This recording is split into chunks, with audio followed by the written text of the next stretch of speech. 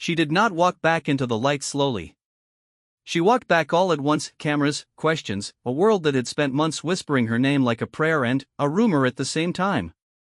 And, when she finally stood there, in front of the people who had waited, who had lit candles and written letters and argued in comment sections on her behalf, she did not cry. She did not break. She simply looked out at all of them and said what she had been rehearsing every single morning since the day she was told her body had turned against her. She said she was back. That was it. 2 words. And the crowd did not just applaud. They exhaled. All of them. At the same time. Like a stadium full of people who had been holding their breath for months without knowing it. Like they had been waiting for permission to believe something good was still possible.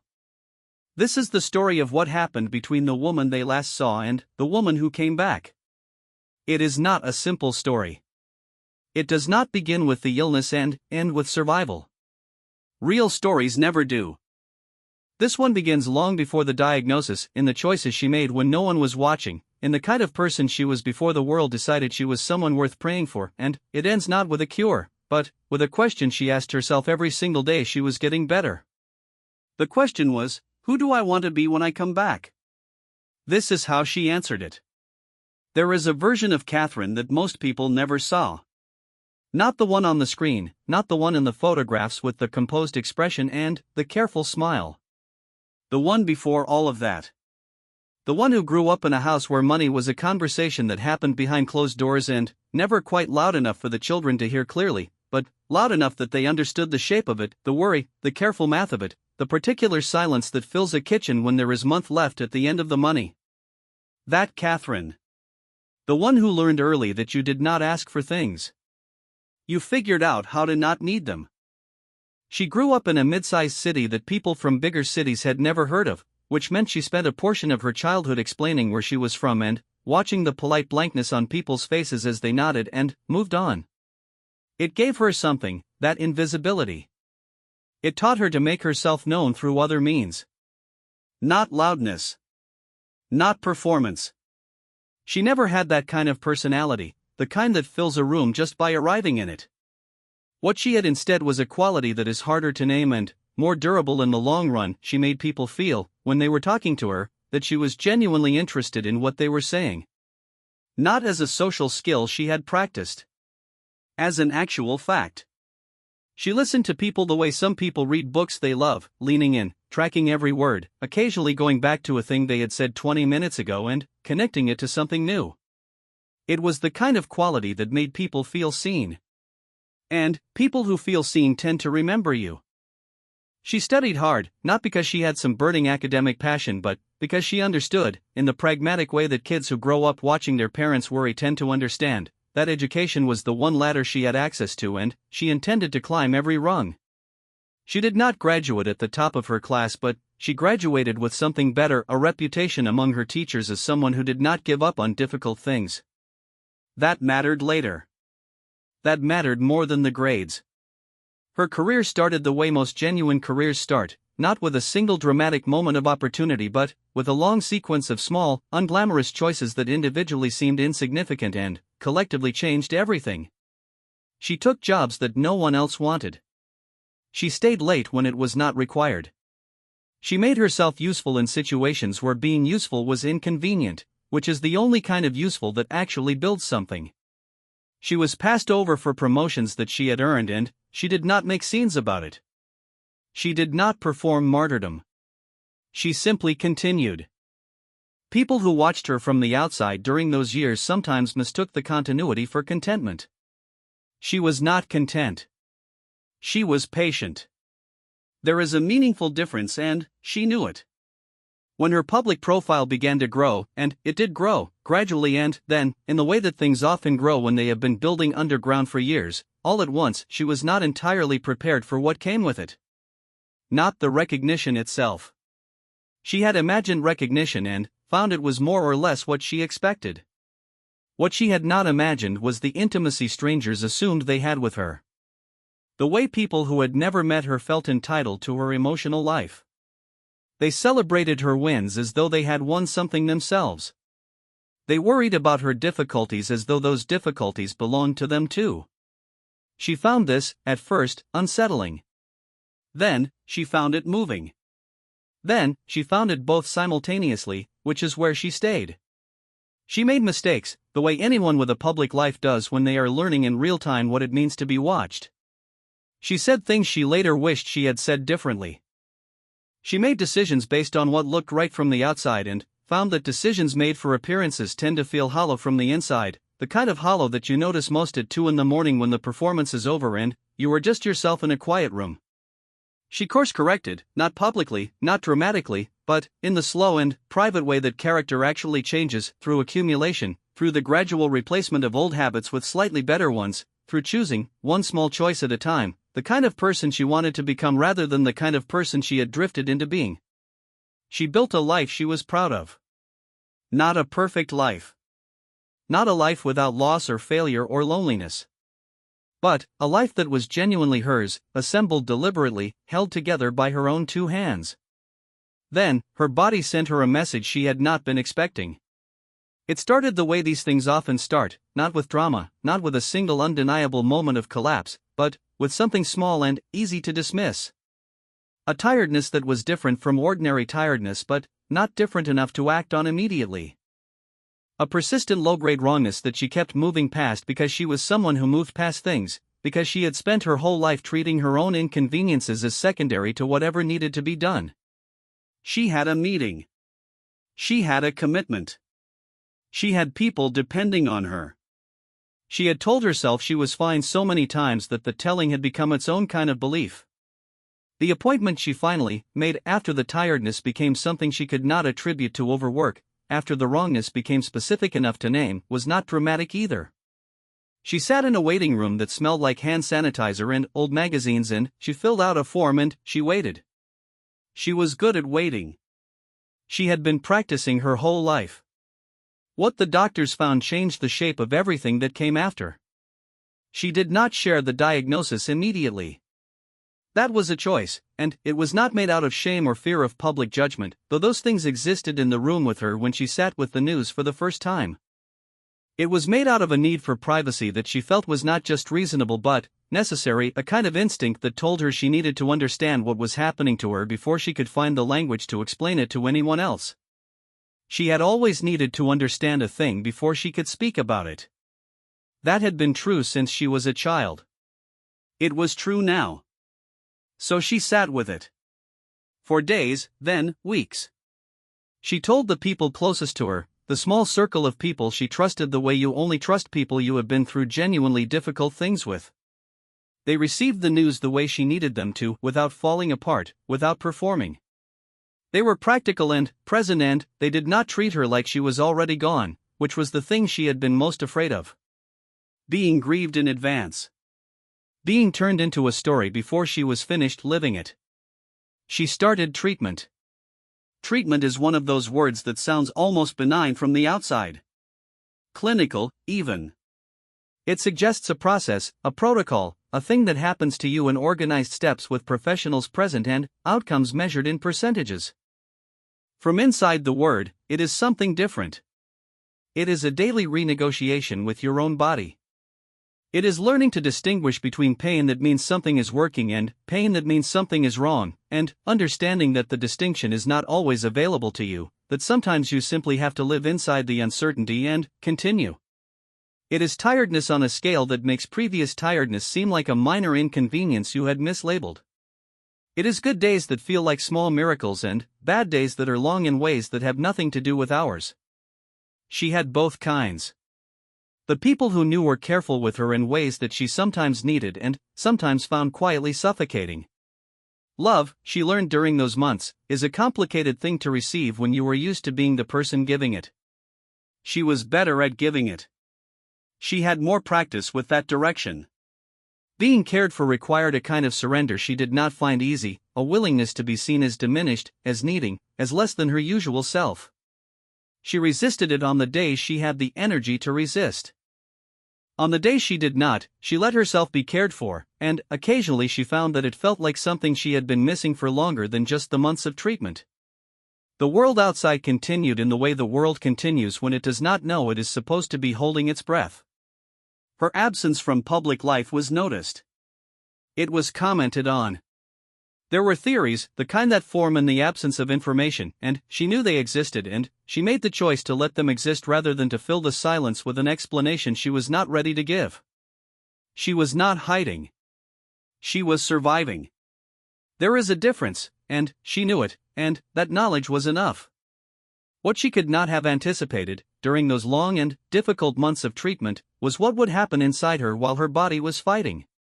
The illness had cleared away certain things that had been cluttering the landscape of her life, the way a storm clears away things that had been accumulating without anyone quite noticing. She found herself thinking about the person she had been before the diagnosis with a kind of interested remove, the way you look at old photographs of yourself and recognize the person but feel slightly separate from them.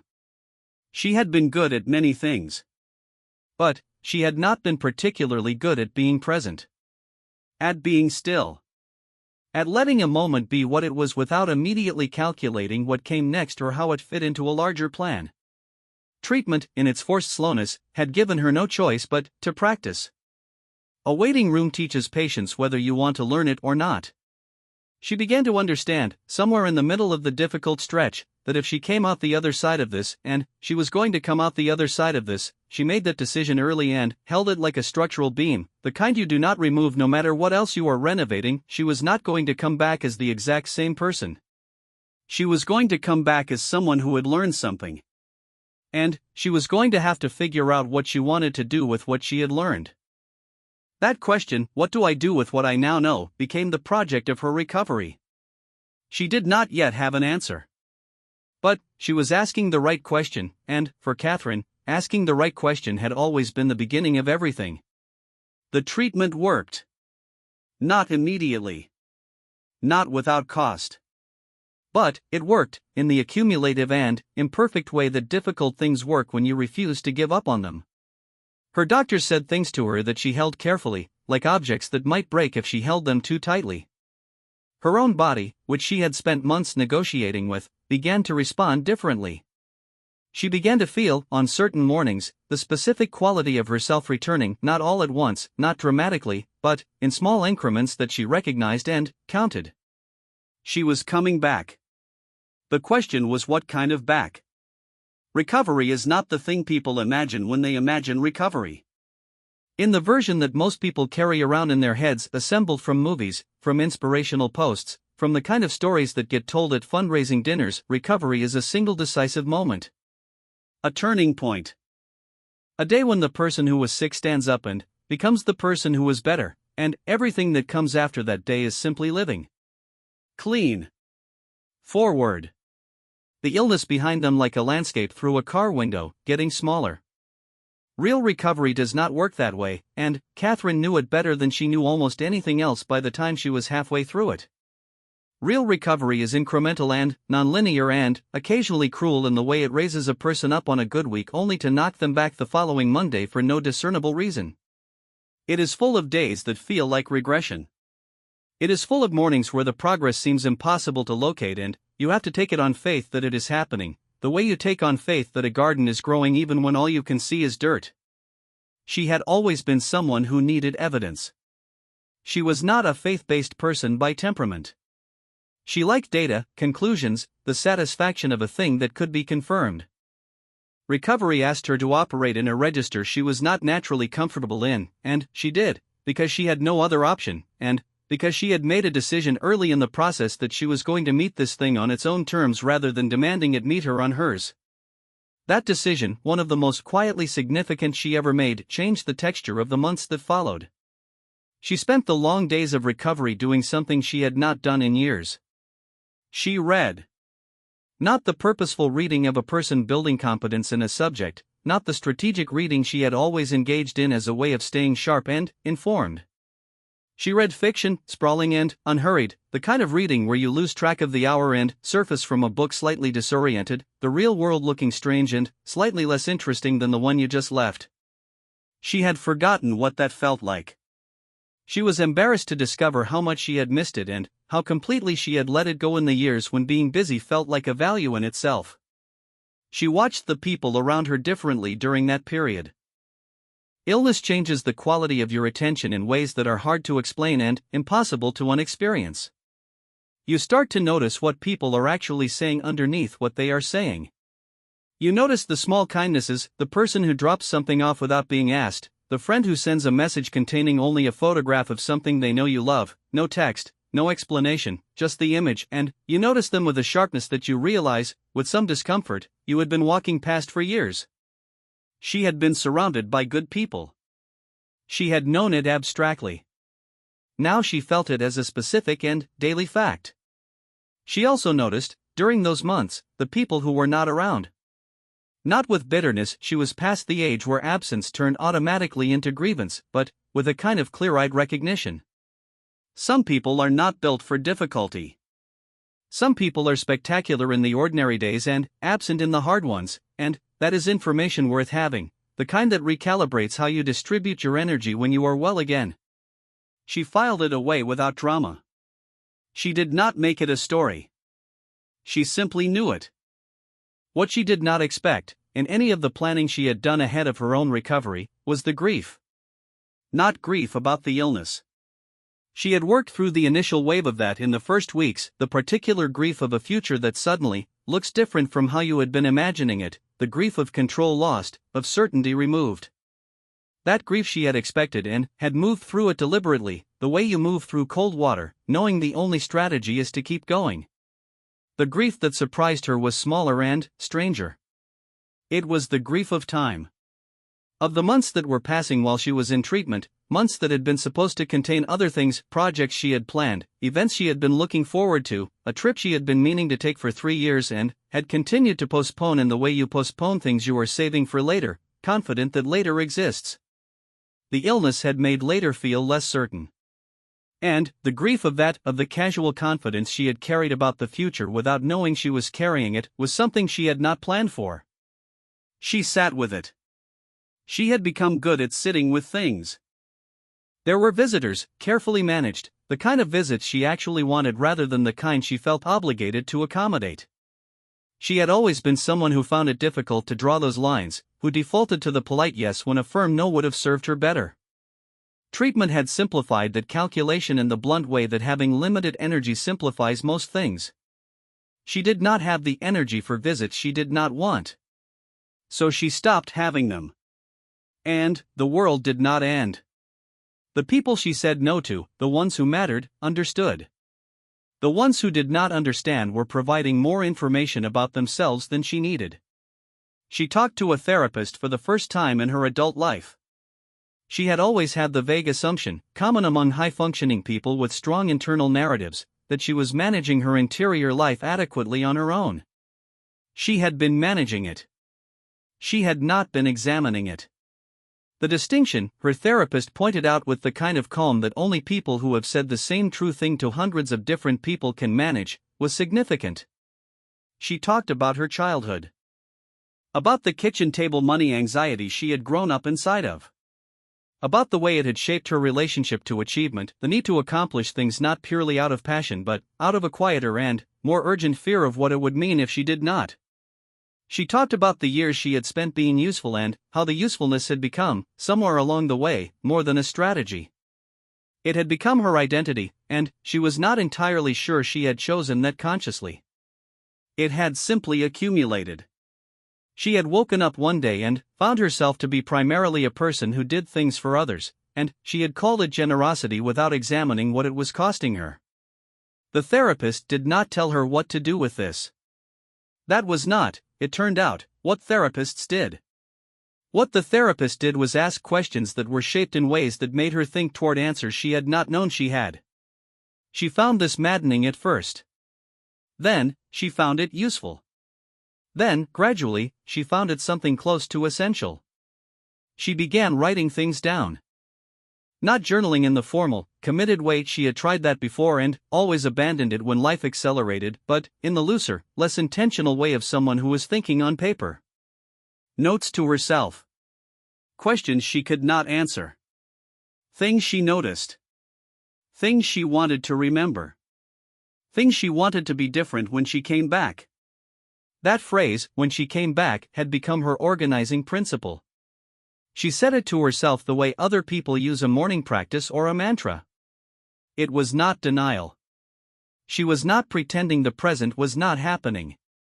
She was simply insisting, in the small daily ways that determination requires, on the existence of the future. The world began to talk about her absence in more organized ways as the weeks stretched into months. She was aware of it. She could not be entirely unaware of it. The people close to her filtered what they could, but she was not a child. She understood what happened when someone with a public profile disappeared without explanation. She felt, on some days, the specific discomfort of being a subject of existing in other people's narratives in a form that she had not authorized and could not correct. It was strange to be discussed. It was stranger still to know that most of the discussion was kind, that there were people who had never met her expressing something that functioned like genuine care, worrying about her in their daily lives, lighting candles, sending letters to addresses they had looked up and hoped were accurate. She received some of those letters. Not all of them, the volume made that impossible, but the ones that were passed to her she read. Not all at once. She parceled them out, on evenings when she had the emotional bandwidth for it, and she read them with the same quality of attention she brought to everything when she was paying attention properly. They were not what she expected. She had expected, she admitted this only to herself, somewhat ashamed of the assumption, a lot of conventional get-well messages. Hope you feel better. Thinking of you. Praying for your recovery. And there were some of those. But more of them were something else. They were personal. They were people telling her what she had meant to them, not in the abstract sense of a public figure mattering, but in the specific sense of a particular thing she had said or done at a particular time that had arrived in their life exactly when they needed it. A speech she had given. A moment they had watched and referenced back to in their own dark times. A position she had taken publicly that had made them feel, in the specific loneliness of their own situation, that someone at least understood. She sat with those letters for a long time. They did not make her feel powerful. They made her feel responsible. Which was, she came to understand, the correct response. Because power without responsibility is just noise, and she had seen enough of that in her life to know she did not want to add to it. She started thinking, during those reading evenings, about what she would say. Not to any specific person, not in any specific format, but in the general sense of someone who has been handed something, a platform, a moment, an audience that had stayed, and is considering how to use it. She had always communicated carefully. She had always been deliberate about what she said in public spaces and how she said it. But the months of silence had given her something she had not had before, the specific credibility of having gone through something real. That credibility was not a thing she had sought. She would have traded it instantly for the alternative, for the version of the previous year in which none of this had happened. But it existed now, and she was not someone who wasted what she had been given, even when what she had been given was difficult. She began to prepare for the thing she could not yet fully name, the return. Not the logistics of it. The character of it. Who she would be when she stepped back into the light, and what she would bring with her from the dark. She had some answers. She had more questions.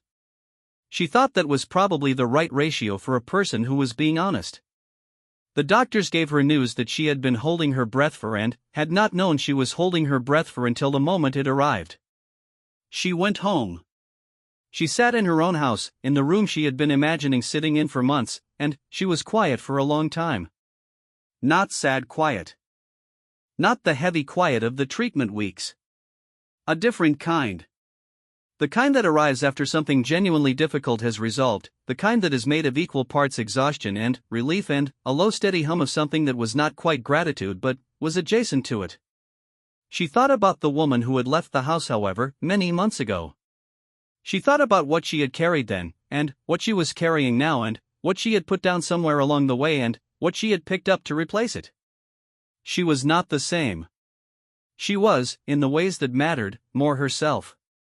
As if the illness had burned away certain performances she had not even known she was giving, certain roles she had been playing without fully choosing them, and what was left was simpler and more honest and, surprisingly, lighter. She thought about what she was going to say when the time came. She had some sense of it now. She had been composing it in her head for weeks, not consciously, not in the formal way of someone preparing remarks, but in the background way that the brain solves things when you give it enough time and enough quiet. She thought about the people who had waited, who had sent letters, who had lit candles, who had argued, in comment sections, on her behalf, with strangers who doubted her. She thought she owed them something. Not performance. Not a triumphant display of survival designed to give them the catharsis they were probably looking for.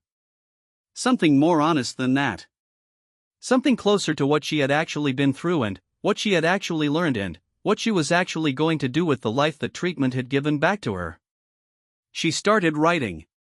The morning of the day she came back, Catherine stood in front of a mirror for longer than she normally would have. Not out of vanity. She was past vanity in the conventional sense. Illness has a reliable way of reorganizing your priorities around that particular preoccupation. She stood there because she was looking at something specific, trying to locate it in the reflection the way you try to locate a sound in a room, turning until you can triangulate its direction. She was looking for the version of herself that the last several months had produced. Trying to see if it was visible from the outside. Trying to understand what people were going to see when they looked at her. She could not entirely tell. The face looking back at her was hers, clearly hers, but there was a quality to it she was still learning to read. Something had settled. Something that used to move around in her expression, a low-grade alertness, a readiness for the next thing, was quieter now. She did not know if people who did not know her would notice it. She thought people who did know her would. She got dressed with the careful attention of someone for whom getting dressed was, that morning, a meaningful act. She had thought about what she was going to wear and what it was going to say, and she had made choices that were deliberate without being theatrical. She wanted to look like herself. Not like someone performing recovery. Not like someone performing strength. Just herself, considered and present, showing up. She drove to the venue without an entourage. A few necessary people, yes, but she had specifically asked for less than she was offered. She had spent months in rooms made smaller than necessary by other people's need to be helpful, and she had reached a point where the presence of too many people felt like noise. She wanted some quiet for the drive. She wanted to arrive at the door with herself intact. The room where she was going to speak had been arranged by other people, and she walked in and looked at it with the specific gaze of someone who has learned to read environments differently than they used to. She used to walk into rooms and assess them for what they required of her. She walked into this room and assessed it for what it was. A space. Chairs. People who were not there yet but who would come. Windows on one side letting in light that was the particular quality of the season, a little watery, a little gold. She went to the backstage area, which was a generous term for a hallway with chairs, and she sat down and she was still. The people around her, the necessary few, gave her space to be still, which told her something important about them that she filed away in the place where she kept things she intended to be grateful for. She was not nervous in the way she had been nervous before important public moments in her previous life. She had spent years managing a particular flavor of pre-performance anxiety, the kind that is rooted in the fear of being judged, of not meeting expectations, of the gap between how she appeared and who she was becoming apparent to people who had been given the version she curated. That anxiety was largely gone. She had noticed its absence some weeks earlier and had spent a day trying to understand why, and what she had arrived at was this: she had been through something that had required her, 4 months on end, to be nothing but, honestly, herself. To have no performance available because she did not have the energy for performance. And, having been so completely herself, stripped back to the actual thing she was made of, she found she was no longer particularly afraid of people seeing it. She was a person. She had survived something. She had things to say. She was going to say them. The room filled in ways she could hear from where she was sitting. The sound of a crowd assembling has its own quality, the individual sounds blending into a texture that is its own thing, a collective breathing, a collective presence. She had listened to it from backstage 100 times over the course of her public life, and it had always put her into a particular alert state, a sharpening. This time she listened to it and felt something different. Something closer to warmth. These people had waited for her.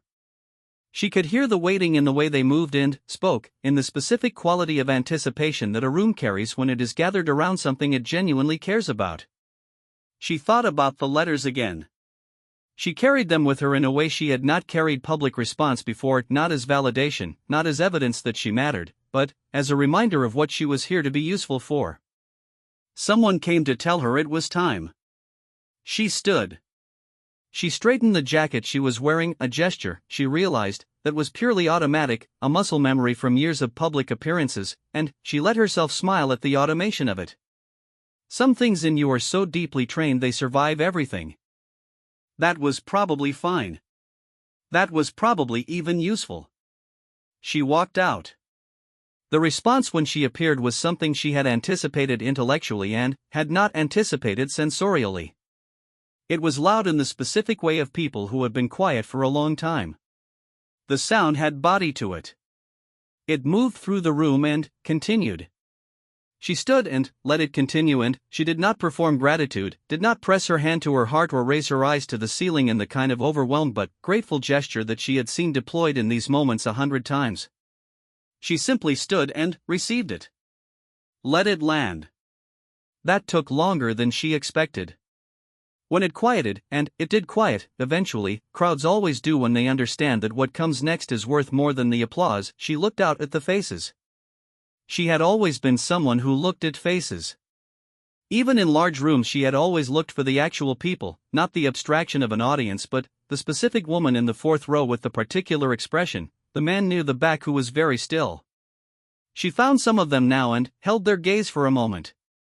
Then, she spoke. She did not begin where they expected her to begin. She did not begin with the illness. She began, instead, with a question she had asked herself in the first week of treatment, lying in a medical setting that had the particular fluorescent impersonality of all medical settings, listening to machines doing their work and feeling, for the first time in her adult life, genuinely afraid in a way that had no immediate practical resolution. The question had been, what has my life actually been for?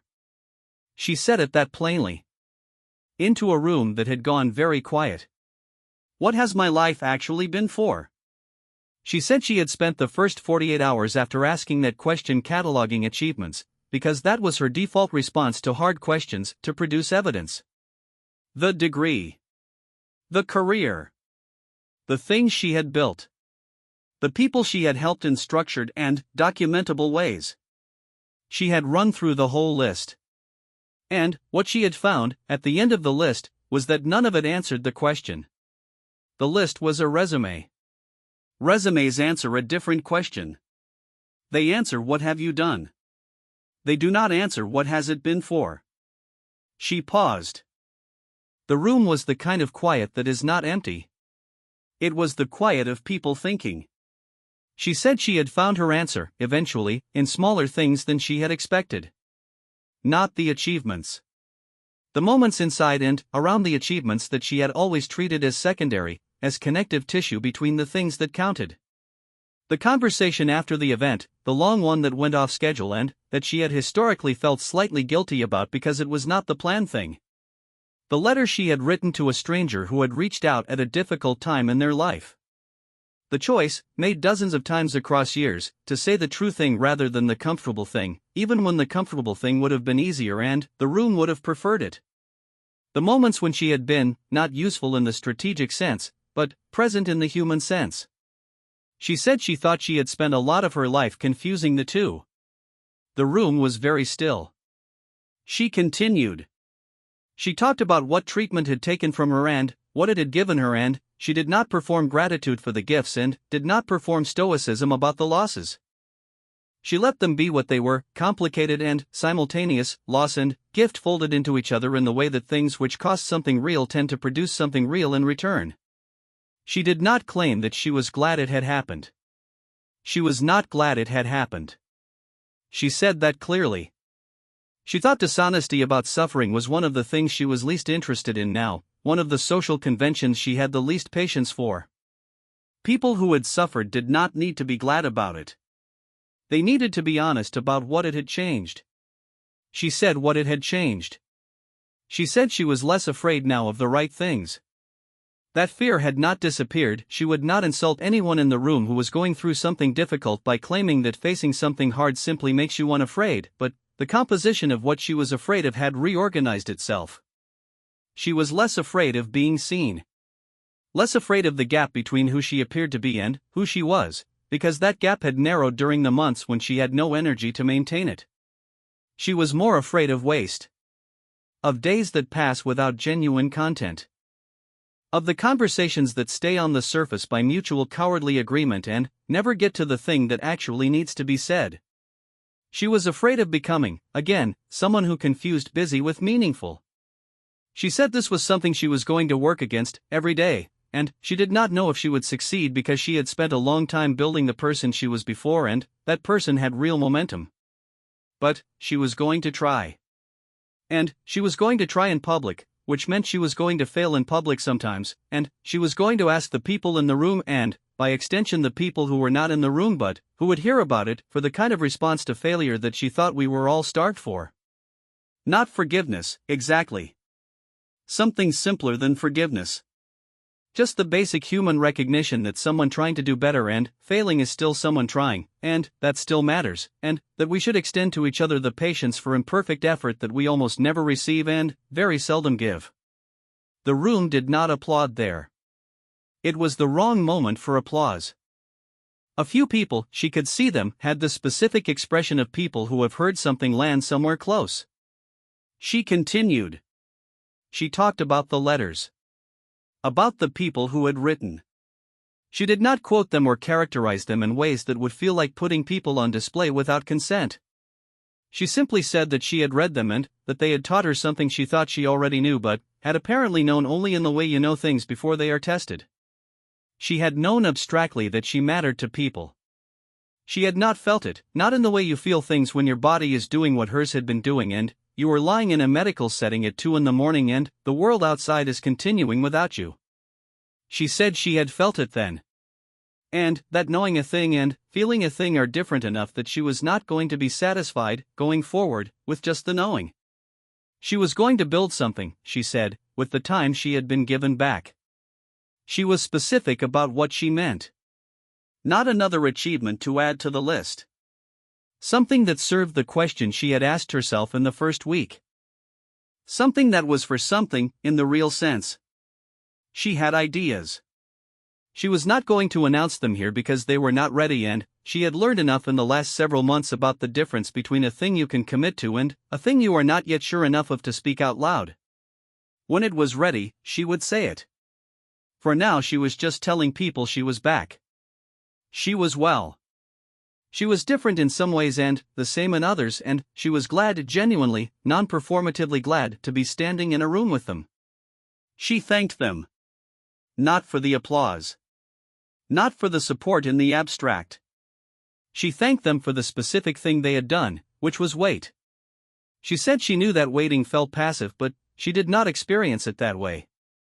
She experienced all those months of public quiet around her as held space, as the specific act of people who believed she would come back and were patient enough to let it happen on its own terms. That was a gift.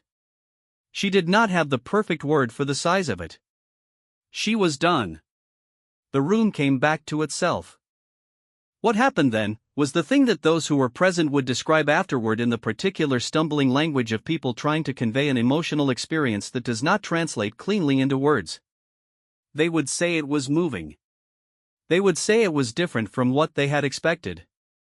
Some of them would say, privately, to people they trusted, that they had not expected to feel anything in particular and had felt quite a lot. Some would say she seemed changed. Some would say she seemed more herself than she had ever seemed. These assessments were not contradictory. They were both accurate. She stood in the room for a long time afterward, longer than these events typically ran, because she had made a decision to be present in the way she had been talking about being present, and presence requires duration. She talked to people.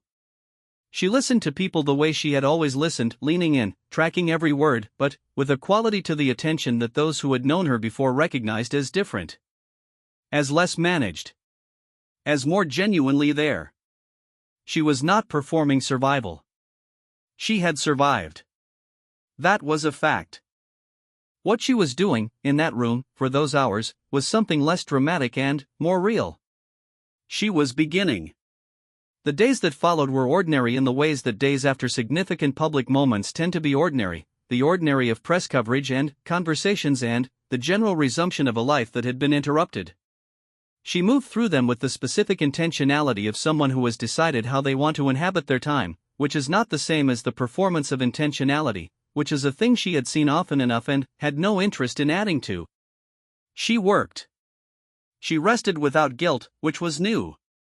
She maintained the appointments with her doctors and the appointments with her therapist and the habit of writing things down.